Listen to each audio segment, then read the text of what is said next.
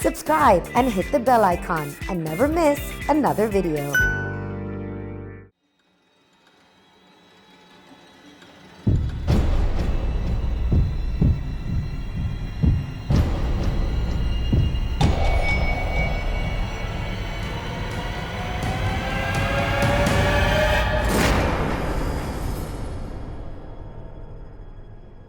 Hi Elli. Hi. Hi Manav. Hi. Hi Angad. Hi. So we are going to be interrogating you. Just a minute. Can I? Sure. I'm nervous. Bring it on.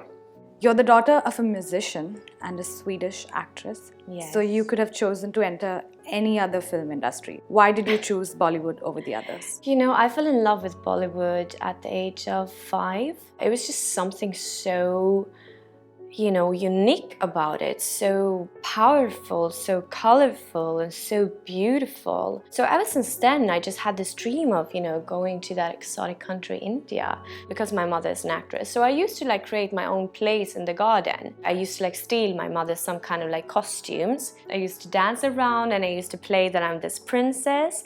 And then suddenly I would wear the black shawl and I would just become this witch. And when I suddenly saw Bollywood, I was like, that's what I do in my garden. Do you find it difficult sometimes to distance yourself from your characters? I think everyone has an entire universe inside them. So I say कि अगर मेरे अंदर कोई murderer भी है, मतलब मेरे अंदर गांधी भी है, मेरे अंदर हिटलर भी है, मेरे अंदर सब है. It's just the way you tap it, and everyone's Hitler and everyone's Gandhi is unique. Because the interpretation is different, the kind of life I have lived is very different. So my Gandhi will be very different from your Gandhi. So I can play Gandhi and Hitler at the same time, but it will be my Gandhi and my Hitler. So मुझे लगता है it's very very exciting that you get a chance to play so many different emotional journey of different characters, and you understand yourself better. How do you balance between your work and the time that you spend with your family? It's a very interesting question that you ask. For both my wife and me, our priority is our daughter. We try and spend as much as time with each other as possible. We try and take Meher out 4 times a day. There's a rule that we've made together. It's that at no given point of time, our daughter is going to be left alone with help. Either one of the parents are always going to be there with her. And if we both are working, then we take Meher along. That way she's become an extremely social child, and we really value that because we want her to find her own wings and fly. And I feel that the sooner she does that, the better. What is the most interesting thing about being an actor? I say acting is therapeutic. You play someone else and you do everything in that character, and you come back home and you say, oh, it was amazing to play Kavas. It was amazing to know Kavas. It was amazing to live a man's life. And you come back and there is no consequences, So I think acting is very therapeutic. You do things absolutely honestly, absolutely real. But it's like you're crying in front of, the cameraman, the light guys and everyone's saying, wow, nice. But actually I'm crying. So people clap. Nice scene. But it's so therapeutic because आप अपना सारा कुछ निकाल देते हो बाहर and you can come home relaxed. I think I love it. You get to portray different characters. You get to, vicariously live through other people. You can just go through various zones which personally you might have not experienced. But if the flow is written well by the writers and that helps the actor a lot, then you get to explore that too. So I feel that there are very distinct personalities which I get attracted to. Karl Khandalawala is such because I really liked his flamboyance, I liked his power, I liked his clarity in his thought. And I liked the fact that he was a very fearless guy. But then I also like characters which are extremely underconfident. I like that. I like sacrifice. I feel that if some character is willing to sacrifice for another character's glory, I think the emotion, the pain, whether it's sadness, anger, frustration, they all come with. So I feel that those are the kind of emotions I like to go through while dwelling into one. In your journey from Sweden to Mumbai, have you faced any difficulties? If so, was there a period when you thought you might want to give up? Oh yes, I have faced a lot of difficulties. Of course, it's a different country, but I never felt as an outsider coming to India because I think I always had so much of love towards India, so it was always exotic and fun, though it was really, really tough. I mean, beginning I hardly understood or knew anything, and I was living in a tiny little room as a paying guest with no AC, that I had to end up sleeping on the floor to be able to even get some sleep because it was so hot. So it was literally my pillow and me on that ice cold floor. A lot of cockroaches, I remember, lizards that just kind of like became my friends, honestly. Actually, it was quite difficult also because my English was terrible when I came to India, which nobody knows because a lot of people assume that everyone from abroad speaks in English, but we don't. Like in Sweden, we talk in Swedish. And of course, I had been studying English at school, but I was never really using it. So I remember my family and friends used to be like, but Ellie, you don't even speak English. How are you going to communicate with people over there? And I was like, don't worry, I'll fix that somehow. So I've actually not even learned Hindi coming to India. I've learned English as well. And now even for Sylvia, I worked on my English to get that more British accent to it, So that was kind of a struggle as well, a lot of people not understanding that I wasn't able to express myself. Sometimes people could feel that I was maybe rude because I was kind of like picking words and just creating a sentence of it. And then of course, loneliness, you're here all alone, your family's not here. Gets really lonely. I guess when you love, you have a passion for achieving something in life, you have a dream, you just kind of like stay strong within yourself and you just keep on going forward. But then I've said to myself that no, I'm not someone who gives up. I'm still gonna stay strong and I am gonna achieve my goals. You play Nanavati in The Verdict. Was it more challenging playing a role that was a real person? It was actually, I can say, one of the most difficult character because, see, Nanavati was a gentleman and he was a commander in Navy, one of the most celebrated, naval officer. And then suddenly that gentleman one day किसी को मार देता है. And I don't know that, because he's a gentleman, he loves his wife, his kids.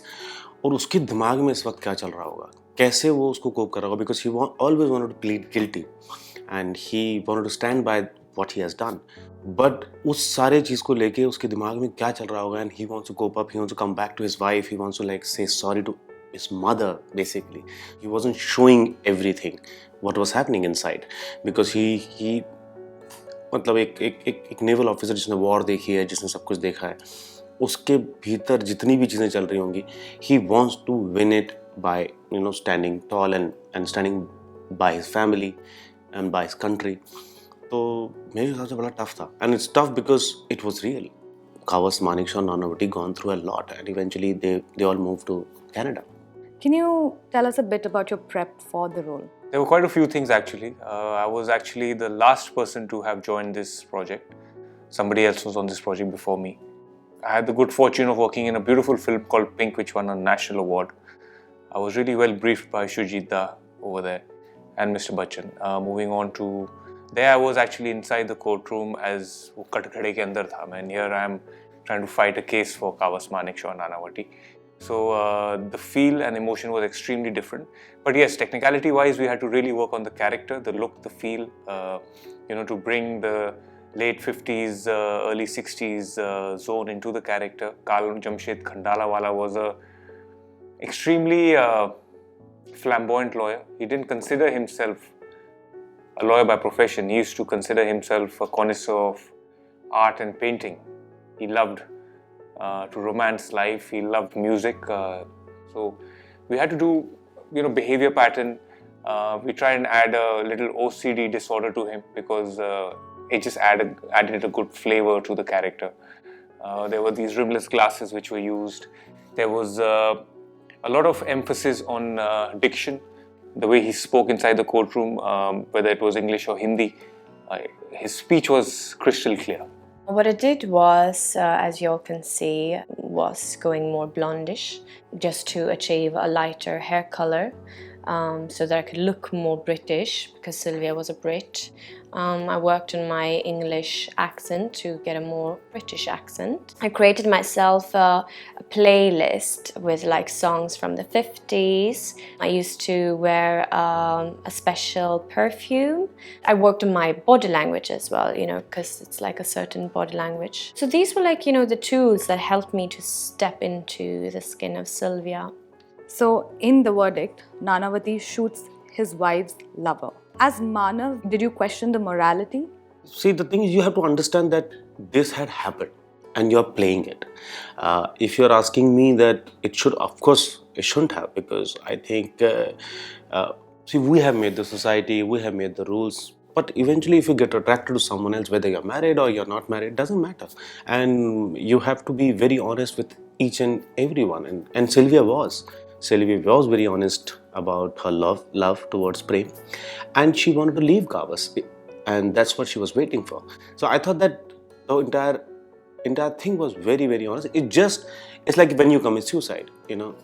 अगर वो वाला time निकल जाए, तो I don't think you're going to commit suicide. So it was just the rage at that time. He didn't know what to do, and he just went and did something stupid. You speak about your daughter, Meher. How has she changed your life? She's changed it for the better. To be very fair, when I got married, there was Lady Luck that came in my life, and she was the one woman I ever thought of settling down was going to be with her. Then Meher arrived, and she's just changed our lives and brought so much of beautiful emotions. She's made me a better human being. You know, she's brought in so much of love and happiness. Just the fact that she is there. Whenever she gets up or before going to sleep, she opens her arms and then she just wants a nice hug from her parents, and I think it's the most beautiful feeling. We fight on many occasions, personally, professionally, you know, whether it's at home or in a professional environment, about various projects, about, you know, PR, about bagging the next best film, bagging the next best director. But then all these insecurities are put to rest once I go home and, you know, spend time with both my wife and my daughter. Elli, your final question. What are your dreams to accomplish in the next 5 years? My dreams are to do more beautiful projects with meaty roles where I get to grow even more as an actress, and then also that I would work more all around the world, like maybe, you know, Hollywood, English movies, even down south. I love South Indian movies so much, you know. I do have my debut there as well in Tamil and Kannada. But yeah, just, you know, expand as an actress and not limit myself towards only one cinema, though Bollywood will always be my number one. You can watch The Verdict, State versus Nanavati, streaming now On ALTBalaji and Zee5. If you like this video, make sure you like, share and subscribe to MissMalini.